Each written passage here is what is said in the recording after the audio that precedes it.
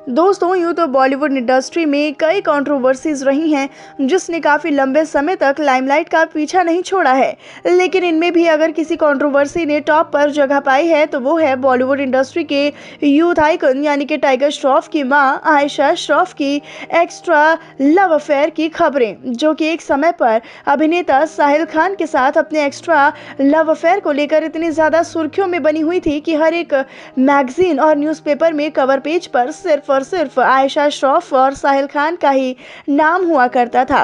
और दोनों की लव अफेयर की खबरें आज भी बॉलीवुड इंडस्ट्री के सबसे चर्चित कंट्रोवर्सीज में से एक ही मानी जाती हैं। तो आखिरकार क्या है आयशा श्रॉफ और साहिल खान के एक्स्ट्रा लव अफेयर की पूरी कहानी, और किस तरह से इन दोनों के लव अफेयर की खबरें लाइमलाइट के टॉप पर जगह बनाने में कामयाब रही थी, चलिए जान लेते हैं।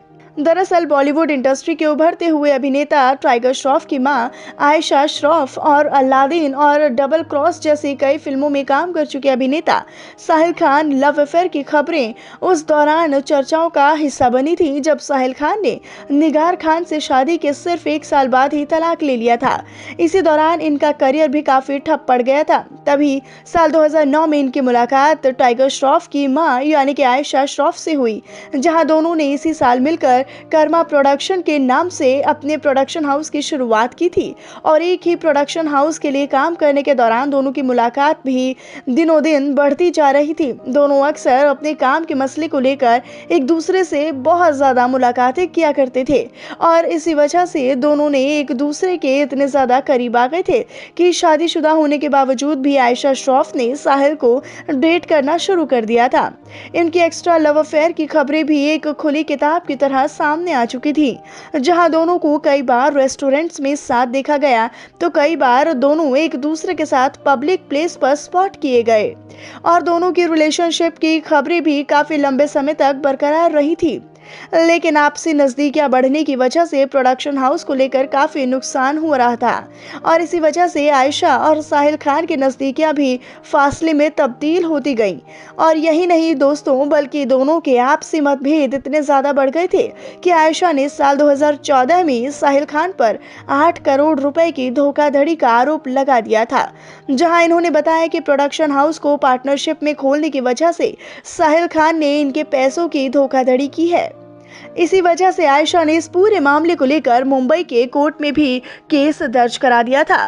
लेकिन बावजूद इसके साहिल खान ने अपना बचाव करते हुए बताया कि इन्होंने धोखाधड़ी जैसा कोई भी काम नहीं किया है। इनसे सिर्फ उस चीज के पैसे मांगे जा रहे हैं जो इन्होंने डेटिंग के समय अपार्टमेंट के किराए और महंगी गाड़ियों पर खर्च किए थे।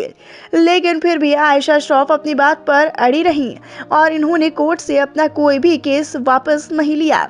इसी दौरान साहिल खान ने खुद को बेगुनाह साबित करते हुए अपनी और आयशा की डेटिंग की सारी तस्वीरें कोर्ट में पेश तक कर दी थी, जिसकी वजह से आयशा श्रॉफ को पर्सनल लाइफ में काफी ट्रोल भी किया जाने लगा था। लेकिन तभी इसी बदनामी को देखते हुए आयशा श्रॉफ के पति जैकी श्रॉफ ने इस मामले को यहीं रफा दफा करने के लिए साहिल खान को काफी मोटी रकम का हर्जाना भी दिया था और इस मामले को यहीं हमेशा के लिए रफा दफा कर दिया गया। वेल दोस्तों, आप क्या कहना चाहेंगे आयशा श्रॉफ और साहिल खान के इस एक्स्ट्रा लव अफेयर के बारे में?